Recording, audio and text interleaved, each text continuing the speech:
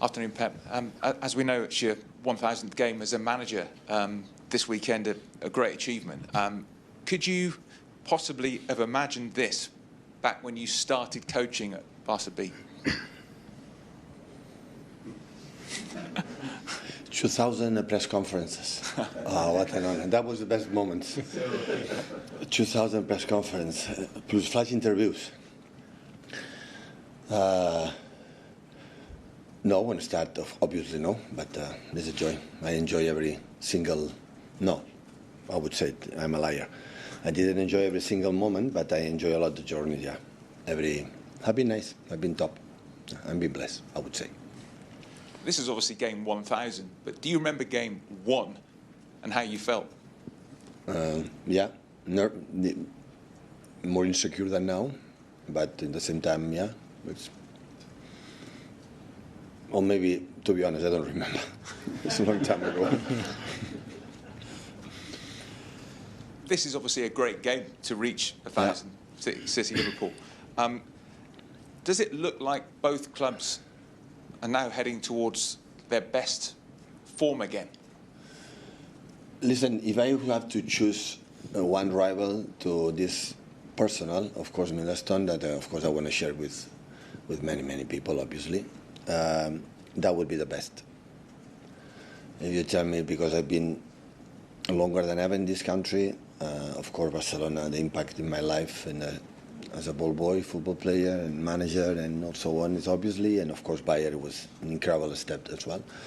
But Liverpool, especially with Jurgen, have been the biggest rival in this country and could not be better, to be honest. So the Destiny universe I decided for that, and yeah, nice to live it, and our best. I know how quick it is that everything goes here, right? So 1 week ago, Liverpool, 6 defeats, I don't know, but a disaster, 1-2, now is the comeback at the best. I'm pretty sure that all the managers have taken a little bit more perspective for the situation, and always they have ups and downs in a competition, and I have a higher opinion about Liverpool right now, last season, and we were losing 6 games in that 7 games. So it's the same. Hi, Pep. We'll start with a quiz question. 999 games. How many victories have you achieved? Do you know? I know. Of course I know. A lot. How many of those stats do you keep in your mind? Are you aware of? Well, the numbers are insane. I'm sorry to tell you. I'm arrogant, presumptuous, but they're insane.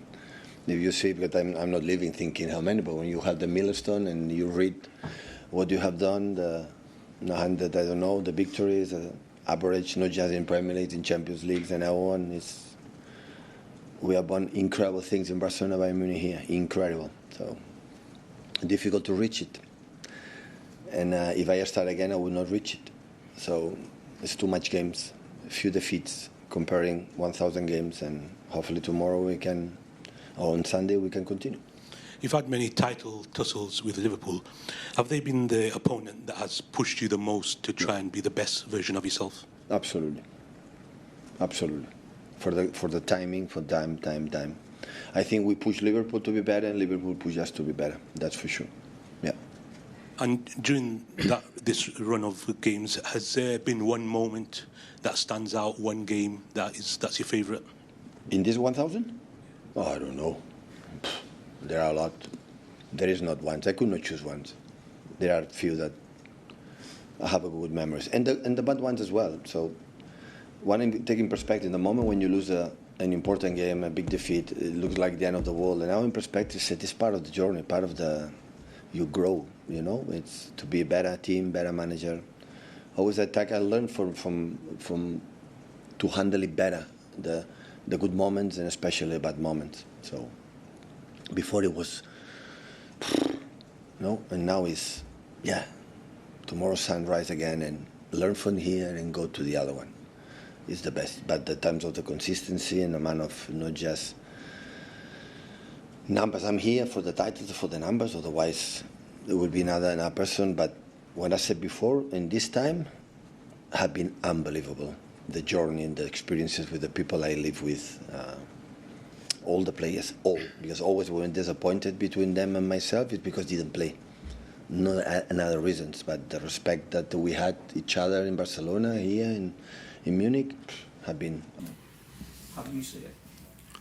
I only focus on ourselves, and our main focus is on consistency at the moment. So, as you probably know, as an Everton fan, you know that we've lost a few games, much more than we usually do. So, and now we've won 2. So our focus is on getting consistent and improving, getting players fit, and then we will see where that will lead to. But at this moment of time, it's definitely not the only focus we have is the league table. What start then does that performance against Real Madrid give you in terms of the level of performance that you reached that night? For me, but again, I say mainly the same. We've reached that level of performance in other games as well when the playing style of the opponent was compared to that. But we always knew that we were able to do so. I've showed them many times when playing styles were similar that we could do the same as we did against Madrid. But so it wasn't a surprise to me how both games went. It was helpful for us that the other team did what we expected them to do, because in 8 out of the 10 games I think we've played this season, we faced a different playing style than all the games these teams played before. But Villa and Madrid did what we could expect, and I think that's always helpful. Then there's still a lot of work to be done by the players to get a performance like that, but it is helpful. Where I think we can expect from City the playing style we always see, but the difficult thing in that is that they are very good in it and have very good players. So that makes that challenge big again. But as I said, every Premier League game, every Champions League game is a challenge. Could you just ask about your left-hand side as well? Because obviously Florian put in a really good performance the other night. Is that the way forward for him, playing from the left now rather than the 10? And just checking on Andy Robertson, is he able to go again after starting the last 2 games in a week as well? He started 3 games in 7 days because he also played the game against Crystal Palace, where I also played a few starters, not many. I had to take him off in the end of the game. For me, it felt because I felt he was tired, but we have to wait and see. We had recovery the day after. We were a day off yesterday, and now a 2-day lead into City. So let's see where he is today. And Florian can play on more than only one position, so he can play off the left, which he did almost all the time in Leverkusen when Xabi Alonso came and introduced this 3-4-3 system, or the way you want to call that system. And before that, he mainly played as a 10 in the 4-3-3. So I think it's more about getting him in the positions where he's good at. Then we should be so focused on, is he a 10, is he an 11, or is he a 8? I think we would like to have him in and around the 18-yard box centrally, or a bit more of the left or a bit more of the right, for him to create the amount of chances he's already created for us. Can you just check, Isak okay to be involved? Or? He will train for the first time today with the team again, so after being 3 weeks out. So I know that I said 3 weeks ago his pre-season has ended, so now it's time for us to see where he is. But I have to come back to those words, because if you're 3 weeks only with the rehab, that doesn't bring you back to the levels he was 3 weeks ago. Although our rehab team is doing an incredible job, but you cannot compare rehab with games of football or training sessions with the team. As much as we try to replicate it, that's simply not possible. So again, I have to say, give him some time. I think this game is massive for both sides. I mean, do you think though, Rob, do you think it's now going to suit Liverpool's style? Well, which style? Yeah, well, which Liverpool's that's what going I'm to saying. turn up? That now it's new, like attacking, all-out style. Well, I think you look at the side that has played the last couple of games, and Florian Wirtz was great in the week, but you know, the basis is the side that won the league last season, and they go for it, and they're just on it And if that turns up, that Liverpool team, I think they've got every chance of pulling it off again, because you're looking at it saying, OK, we're kind of finding ourselves again, what we're about again, and going back to what we're good at. And you're looking at the new signings, the guys who've come in, trying to fit too many in and trying to adapt to that. They've got to do that, but not all at once. Yeah. And then you lose that a little bit of identity within there. So all of a sudden, going back to what they had, I think now you're saying, OK, we know what we're about. Go and do it again. Yeah, well, it is the game that everyone's talking about. So, of course, Arne Slot had to answer a few questions today. By McAllister, on by Szoboszlai, hit by Salah! Liverpool are surely established now as the overwhelmingly likely inheritors of Manchester City's crown. In games like this, we've always been good. If parts of the other games went like the last two games, we were also good. But large parts of the games we've played before this had a completely different look and feel than these two games had. What makes him so special, though? 1,000 games as a manager in charge. Huge inspiration to you, those Barcelona teams in the noughties that you admired so much. What is it about him that makes him so good? That you're always looking forward to watch his team play. It's always nice when you play against his teams, because then you have the privilege to watch 5, 6, 7 games of his team. And you never get bored. At least I never get bored, because his team always have a very good and clear idea in ball possession. They always try to make the people happy. That's not the best English, but it's a joy to watch, where so many other games, especially currently in football, are not, in my opinion, a joy to watch anymore.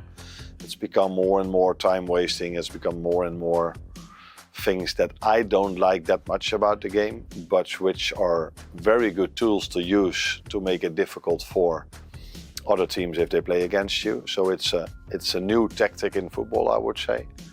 But this is something Pep's teams don't do, hardly do, almost don't do. It's just, and of course the Barcelona team was unbelievable. That was hoping that they would play on Sunday night at 8 o'clock. So there was one, especially at home, one thing to look forward to in the end of the weekend. And when he went to his other teams, his other clubs.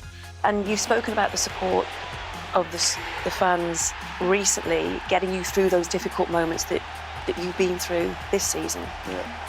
But it's clear that we've didn't have the run of form that is expected of us, or we expected from ourselves.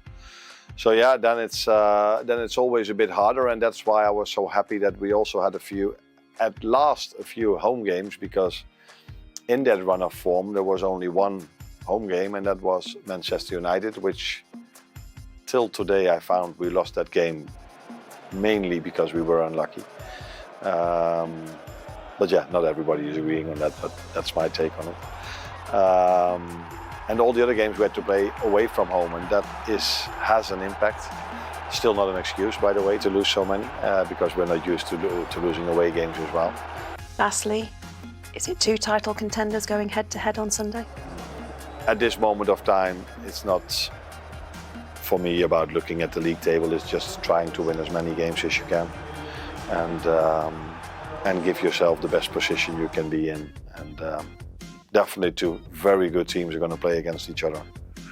And what the future will bring, we will see. Good luck on Sunday. Thank you. Thank you. A big thanks to Juliet Ferrington for that with Arne Slot. Steve, it's interesting what you said there. Do you believe him about, now's not a time to look at the league table? Do you think he won't be doing it? No, I think he will. I think he will. The performances have been 100% better in the last few games, individually and collectively. And the change of personnel, certainly in the full-back areas where I think they've probably undervalued how much they would have lost Trent and how important he was. I thought Bradley that come on that's done really well in the last 2 games, especially in midweek against Real Madrid has been superb. But it definitely looks like a different Liverpool mentality. It is funny that they went out, they spent all the money, brought players like Kirkes in, but in the last 2, Andy Robertson's recall kind of feels like a rebirth for the team. Yeah, well, back to what they knew, back to what they loved, and brought everyone back together again. And sometimes you just need that reset. I think, like we're talking about Sesko, guys coming into a huge environment, into something which, no disrespect to Bournemouth, you're going from Bournemouth and playing there in it's small ground, close environment, very comfortable in how you're playing with the team, to something completely different, on a different stratosphere. And you can repeat that for most of the players that they've signed. So it's a very different environment for them. It's probably a lot to ask for all of them to come in all at once. And I just think taking it back to what they knew, maybe forced a little bit, but taking them back to what they knew, and going back to Robinson and Conor Bradley, who knows the club inside and out. So you're looking at a team there, all of a sudden they go, well, we know what we're about. Yeah, one player that finally looks like maybe Slot has found his position, Florian Wirtz. He's been putting him out on that left wing, kind of moving into that 10 role for the last couple of times now, and he looks better, Steve. Looks more comfortable, doesn't he? Yeah, it looks much more comfortable. Exactly, and I think a big basis of that was Liverpool getting him, his teammates getting him the ball in the right areas, and then again it's adapting to the Premier League. We've seen clips before where he was just taking that extra touch and just that split second where he was probably previously getting that in the league that he was in before, whereas now it's relentless. You don't get that time, but that time will come. And he's saying now he's finding his feet, he's getting that little bit of quality, that time where he's adapting, and the real players really coming to the forefront. How much of a headache though is Hugo Ekitike?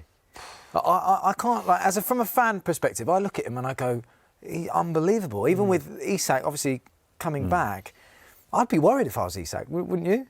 You've seen them try and do it together, and then you're just wondering whether it's too similar, but he's a handful. You saw him play against in the week against Real Madrid, and he was such a handful, and he just a ball up. They just went and said, we're just going to go early, hit you early, and he caused real problems. Maybe didn't win it and bring it down beautifully every time, but real problems for Real Madrid. And from there, you're saying, OK, we can pose a different question.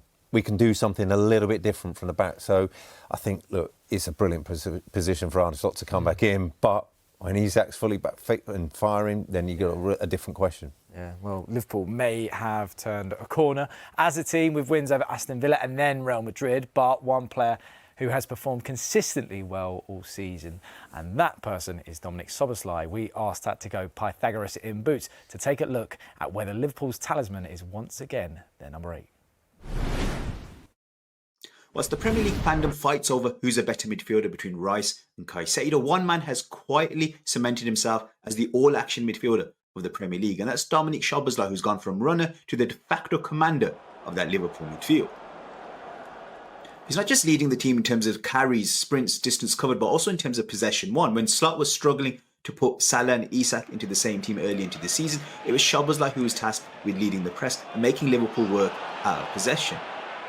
But where Szoboszlai is really growing in influence is in possession. He's amongst the league leaders in terms of touches, passes in the opposition half, getting shots off as well, and also laying on chances for other teammates. Across all midfield facets, Szoboszlai is amongst the league's best midfielders.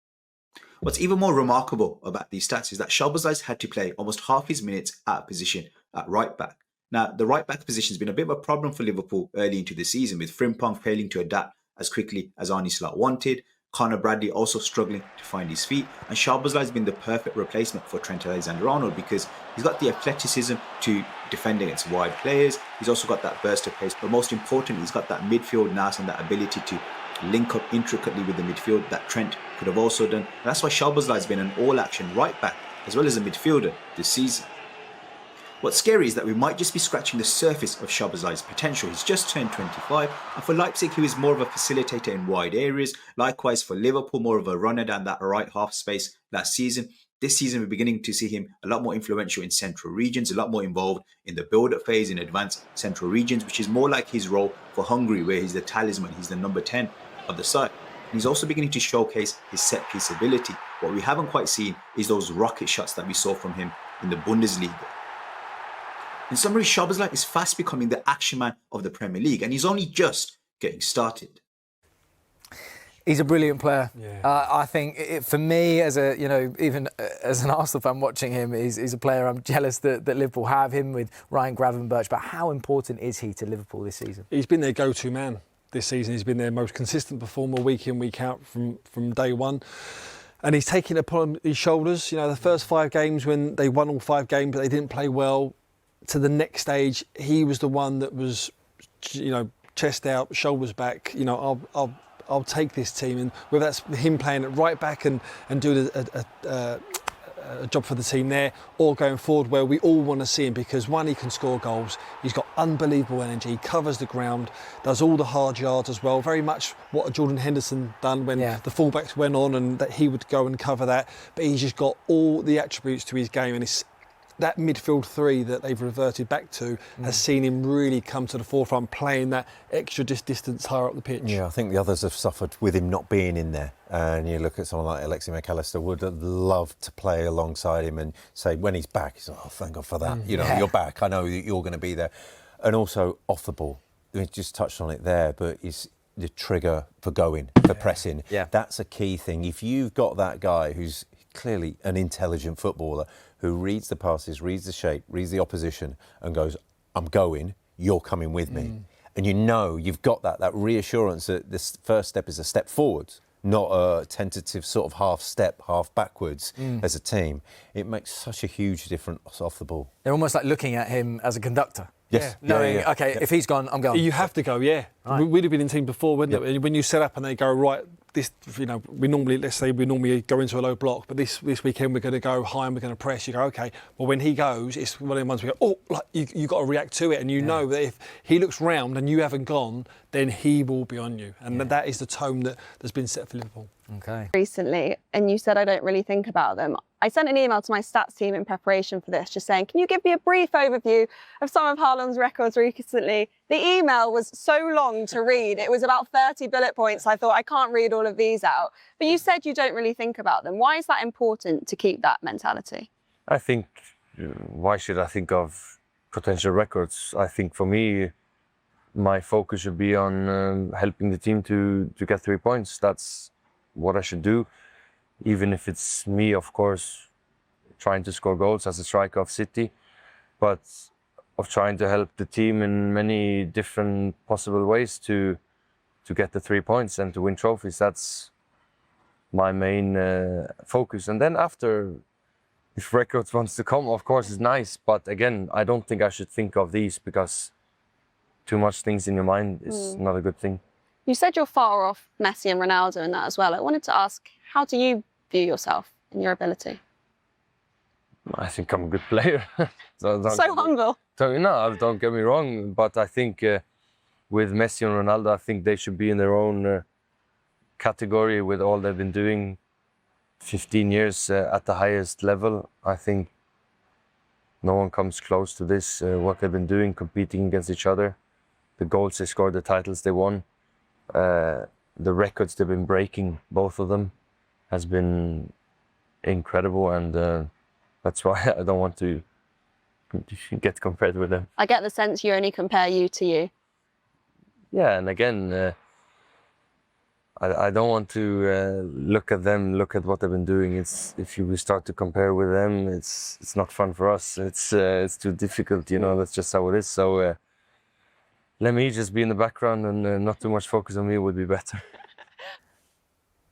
There he is, the robot himself. I mean, I've got to say, Steve, Wow. you hang out with Crouchy enough. Yeah. How annoyed is he? He's going to steal that celebration, surely. Well, we've done the podcast, me, Crouchy and Chris Stark in the week, and we was joking where we have to lawyer up. And, because he could be potentially one of the greatest goal scorers of all time. And we don't want that trademark, the trademark that Crouchy's so well done. To go on to Erling, but in terms of a goal scorer, wow! I mean, he is just relentless. He is scoring like a robot. It is really there. I mean, I love Rob what he's saying. That he doesn't want the comparisons, obviously, to Ronaldo and to Messi. But when you look at the goal scoring record that he's got, at what point do you go, you've got the potential to be up there? Oh, well, he's got the potential. Yeah. And numbers-wise, Yeah, inevitably he has. But I think he's a chill guy, isn't he? He's just not going to think about it. I think what's beautiful about it is that he doesn't overthink it. He simplifies it, and that suits his game. And the way that he plays, the way that he attacks things, the way he attacks opposition.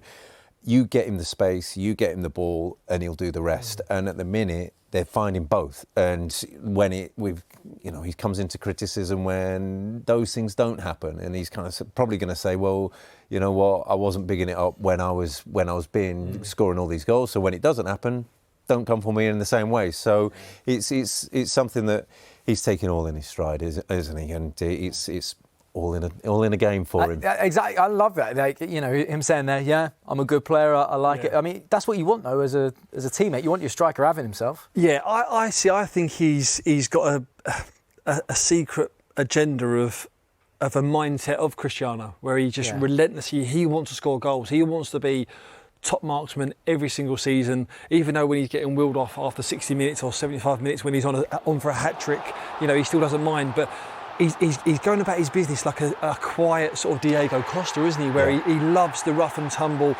He can score any single goal. I mean, when his wingers or teammates get to that byline and just stand one up for him, his eyes just might light up and just lick his lips. But he's got every part of his game. I think it's a bit unfair when a lot of people criticise him to say, yeah, but he's not a good football player.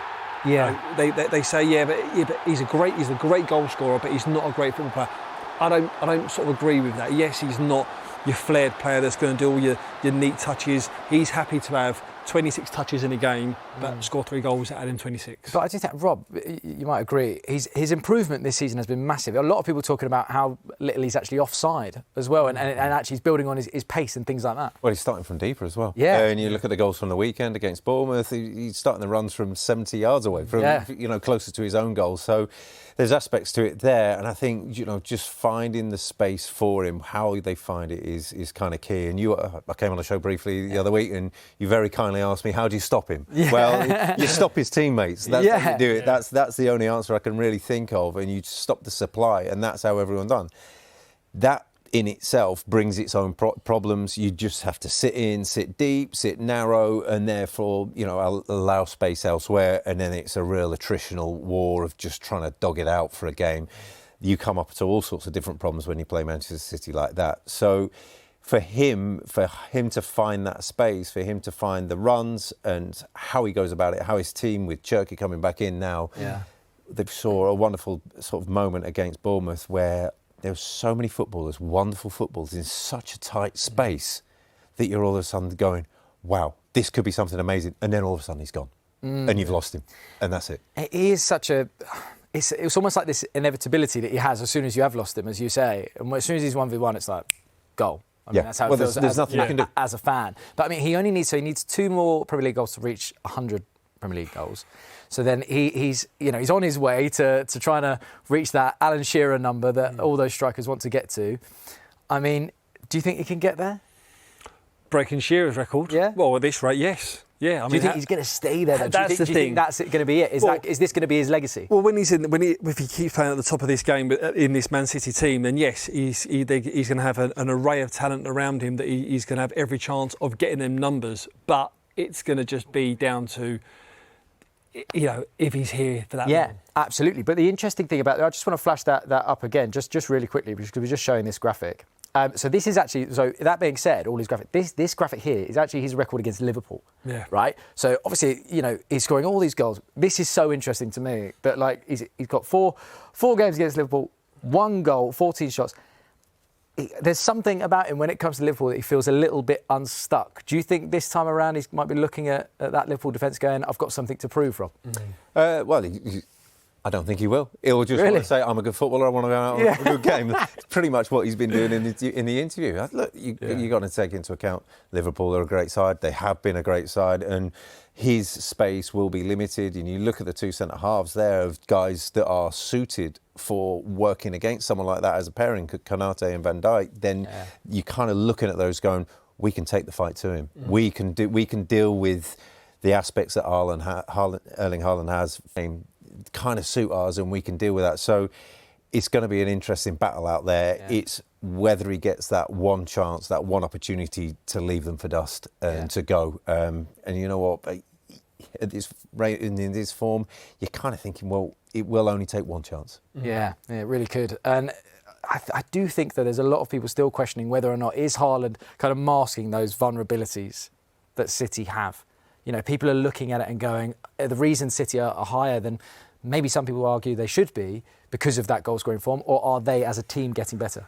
I think that as a team they are getting better. I think that is the main concern for everyone attached to Man City is if he is injured or he does get a suspension or if he comes out, who's going to score goals? Who's going to step up to the plate? And at the moment, there's not really been someone that's taken that mantle.